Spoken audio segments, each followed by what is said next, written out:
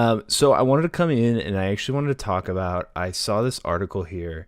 Crypto doesn't have a UX problem. I thought this was a really interesting article because everybody talked about crypto having a UX problem. Always. I've heard it probably a million times. So crypto doesn't have a UX problem. When boomers, millennials try to solve problems, Zoomers don't care about. UX is often cited as the most common barrier to crypto mainstream adoption. The litany goes something like this. Gas fees are weird and unintrusive. What is Matic anyway? Non-human readable addresses are weird and intuitive. What is this 0x string anyway? Private key management is weird and it should say unintuitive. Private key management is weird and unintuitive. These are 12 words anyway. Using so many different chains is weird and unintuitive. Each of these is a worthwhile problem to solve. However, I think their importance as an actual barrier to mainstream adoption is vastly overstated. The common phrasing being abstracting away the complexities of crypto. And for anybody entering the space, it's obviously very easy to get caught up in, what is my wallet and how do I do it safely and where do I go and like how do I get my news and where do I invest and is it investing? Can I say investing? I feel like those are all very complicated things that we constantly have to deal with. People are never going to understand this @ thing. Why is there a .com or a .org? Why can users choose any arbitrary email? How do you know you're even emailing the right person if their name is Bob Smith? What's the Gmail part? Why does everyone need to know the service provider? If email had been less popular to start, combined with the sensibilities of a modern tech product manager, we'd have 1,000 product managers marginally improving products without making a dent in usage. While these can be considered UX problems in the absence of adoption, the younger generation didn't give a shit. The older generation learned what the @ is. Plenty of people learned how to send tokens to sketchy addresses that started with 0x when they thought they could make money trading shitcoins on Binance. I'm sure if there's ever a fun crypto game that 13 to 17-year-olds are jumping into, literally everyone will figure out the issues in a week. I mean, I think it's different though. Like, they have a point, right? Where, if the needs and what they probably say in the conclusion too, but if the need to be in crypto or to have these different assets or these different technologies, if the desire is there and like the social influence is taking people there, they're gonna learn how to use it, right? They're gonna take those leaps of faith into something that they might actually not know anything about. I mean, you have to give people a little bit more credit because learning how to what even a string means, I think, is a completely more intimidating, just from a psychological level, than it's a more intimidating act than an @ with a .com. Obviously, there's always that clip of oh, this one. I'm Little mark with the A and then the ring around it. At. See, that's what I said. Katie said she thought it was about. Yeah. Oh. But I'd never heard it. Around. I'd never heard it said. I'd always seen the mark, but never heard it said. And then it sounded stupid when I said it. Violence at NBC. Just what is this main artery of the information superhighway? Every business, no matter how large and no matter how small, will be on the internet in the year 2000. It's the primary way that people will look up information. It will replace the yellow pages as we know it today. Are a lot of people just getting on to the internet because they feel that they have to get onto the playing field, so to speak? Well, it's very hip to be on the internet right now. There it is. Violence at NBC, GE.com. I mean, Well, Allison should know. what do you is say to that, internet Allison? anyway? Internet is that Massive computer right, network. the one that's becoming really big now. What do you mean? That's big. Wait, how does one? What do you write to it like mail? No, a lot of people use it and communicate. I guess they can communicate with NBC writers and producers. Allison, can you explain what internet is?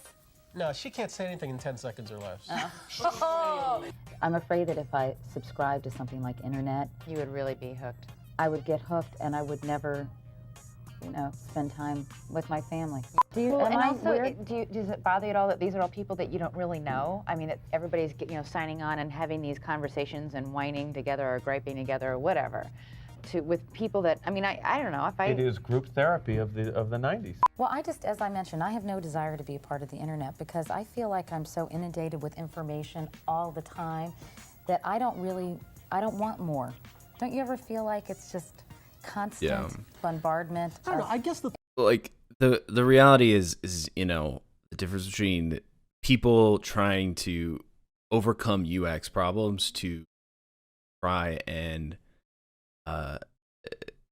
become part of the internet, I think is a completely different attraction, right? So people are coming to the internet because there's social growth, there's social validation, there's information seeking opportunities, whatever you'd call it. There's essentially this access to this massive database of information, and that is something that inherently people are doing every day. They're going to the library to look up information, going to the movies to watch a show. They're going out to a bar to go on a date or like meet somebody.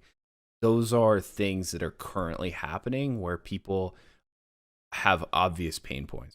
Like if you go to crypto, right? Like crypto, I think isn't as obvious. And I think that's to the credit the author's point, but you really have to show people a reason for, financial sovereignty, data sovereignty, like something that affects their daily lives, which, you might say is banking and dealing with banks. Would for one say that's one reason why, I think there's an attraction to obviously like those early adopters who know the technology, but there's no social influence that's really pushing people. And I think NFTs, obviously the cycle we saw this year and last year, that was that social influence. It's like, oh, I can buy this and I can have essentially invest into some sort of social capital. And like, while I don't think that's necessarily a healthy way to think about this space all the time, I do think it applied to people on a one-to-one basis. But they obviously are attracted. And, beyond that is the like get rich quick mentality that often exists in this space where it's trying to empower people, really just trick people into thinking that if I buy these bags, I'm going to get rich too, right? And that often happened in the space, but people have been looking for ways to get rich forever, right? The pain point of,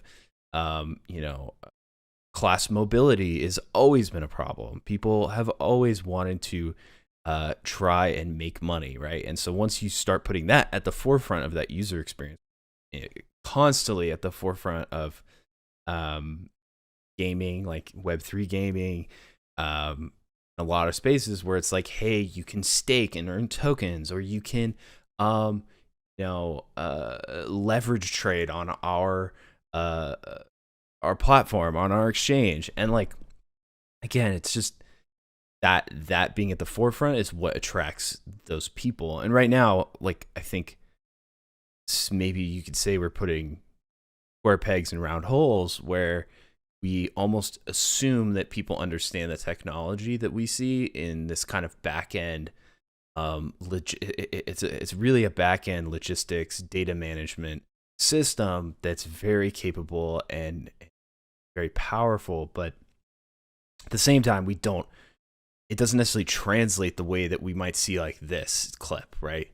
The internet blowing up, where people, maybe you could say the barrier to entry is the same, but really the end result is far more attractive for the internet. What solves adoption is either fun or economics. A native game that attracts organic usage, safe way of generating competitive yields on USD. I think a lot of people will tell you that gaming in cryptos probably has the most if you're looking at who has the most desire to overcome any technical hurdles, I do think the gaming community has a lot of that. But at the same time, we've also seen how the gaming community absolutely hates crypto. Mr. William Shatner, games don't allow the trading between players. The in-game shops act as the exchange where the gaming companies Oh, so he's responding. You don't need NFTs for this though. This was his first. How is the reckoning of an object's ownership a scam? You had rare weapon in a game that you just spent 300 hours of your time collecting gems to obtain, or money. Wouldn't you want to be able to trade or sell at whatever price you want when you found a better one? You don't need NFTs for this though. Items in video games already have digital footprints to track them from player to player. Terrible take. Terrible take by, who is this person? Inquisitor. That's an awful take. And I'll say it's an awful take because as we've seen multiple times, with any centralized entity holds the value for you, whether it's a counterfactual wallet or, you know, it's a bank holding your fucking cash, they're going to do whatever the fuck they want with your value. And if that fails, especially these assets, they're not backed by FDIC. They're not FDIC insured. Like, can't like make a bunch of money in a game theoretically, and then like if something happened to the central entity, you just be out. Or they could just say, fuck you, we're taking our ball and going home, and like then you would have nothing, right? So there is a level of being able to give true ownership of those assets, taking them out. I think a good example is like CSGO, Counter-Strike Global Offensive. That was a great example of a platform that's had those like non-blockchain assets that you can like sell, and I believe you can like auction off. And it's a total shit show. Like, there's just so much fraud that happens within that, and there's no liability.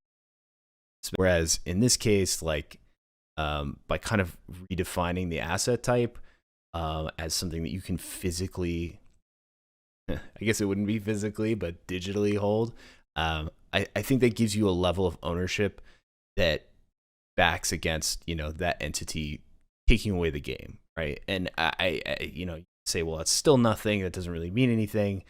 I don't necessarily think that's true. So William Shatner responded. He's great. I didn't even know he was such a big GMer, but he is. Games don't allow the trading between players. The in-game shops act as the exchange, where the gaming companies set prices for buying and selling. They are the overlords of that system, and NFTs cause a paradigm shift that flips power to the players. That probably scared. Yeah, I mean, I think there's two sides to this, right? And especially in the gaming community, why that adoption is there is because people are scared that if they're gaming, they're going, or if they keep going down this route into like Web3 gaming, it's going to end up becoming a massive financial gain for these companies by just like literally printing assets, and it's kind of that pay to play model that people just absolutely fucking hate. And I think there's kind of validity there, right? Like, I don't like jumping into a game and it being this like pay to play shit show, right? Where you're just like, I have to grind, and the grinding is impossible, so they force you to buy something so you can get better. And being able to like own the actual assets at least gives you some more like sovereignty over the game.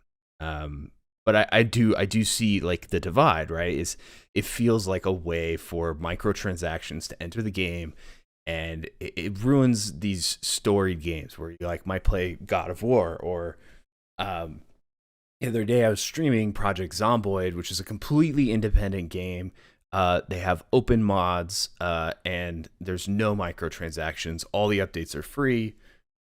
No Man's Sky, that's another one, right? Where they've just been updating and updating for free, and the expansions are just like that customer experience of being able to get free new content and keep playing a game just is unparalleled to saying we have all this content that you can buy, like maybe The Sims, right? Where you might start with the starter pack, and then you have to buy, oh, well, I want it to be winter time, so I have to buy the winter pack. And then, oh, well, I also want to try and like have, you know, an arcade business in The Sims. I don't play, so I don't know if that's what that's like, but I do know that like everything is a transaction, and that shit irritates the gaming community. So I don't think Shatner necessarily realizes that, but I think it's good that he's vying for, at least if those microtransactions exist, at the end of the day, like let's make sure people own them, right? And let's make sure people have like, you know, a market to be able to sell them. I think that's important. But at the end of the day, it still comes down to the developer.